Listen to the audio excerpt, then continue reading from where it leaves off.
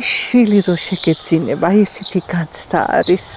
რომ უფლის საპატარძლო იბადება, უფლის საზლო იბადება. ყველა მონაზონი ჩაწერილია სიცოცხლის წიგნში. ღმერთმა შეაძლებიოს ყველა ბერს და მონაზონს, რომ ეს დადებული აღთქმა შეასრულოს პირნათლად. დღეს ძალიან გამძვინვარებულია ბოროტი და ღმერთმა დაგვიფარო, ჩვენ სიძლიერეა მონასტრის, რომ ჩვენ გვეყოლებათ დიცქემოსანი. როგორც ამბობენ, მათი სილამაზე რწმენაშია. დღიდან დღე ლოცვაში გადის, ფიზიკურ შრომას დედაოები მოთმინებამდე, სულიერ მორჩილებამდე მიჰყავს. იმ პატარამაც ხო უნდა გაიაროს ის გზა, რომ რაღაცა დატოვა ის ერი, მაგრამ მისთვის რაღაც ტრაგედია არ უნდა იქცეს, ეს რაღაცა სიხარი, ბედნიერი უნდა იყოს და გახარებული უნდა უხაროდეს მონაზნობა და მადლობა ღმერთს, რომ დედებს უხარიათ მონაზნობა.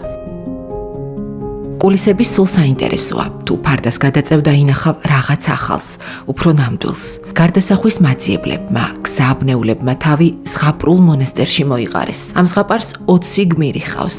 დრო ლოცვაში, შრომაში, მოთმინებაში გადის. დღის წესრიგი უწყვეტ ეტაპებად დაალაგდა. მადლობა ღმერთს, ყველას თავისი მორჩილება აქვს. ლოცვა და შრომა და ლოცვა არის ძირითადი მორჩილება. აქ როცა მოდის ადამიანი, შეიძლება ასაკით არ იყოს დიდი, მაგრამ იერარქია აი ესე ხდება ხოლმე რა, მოსვლის დროის მიხედვით.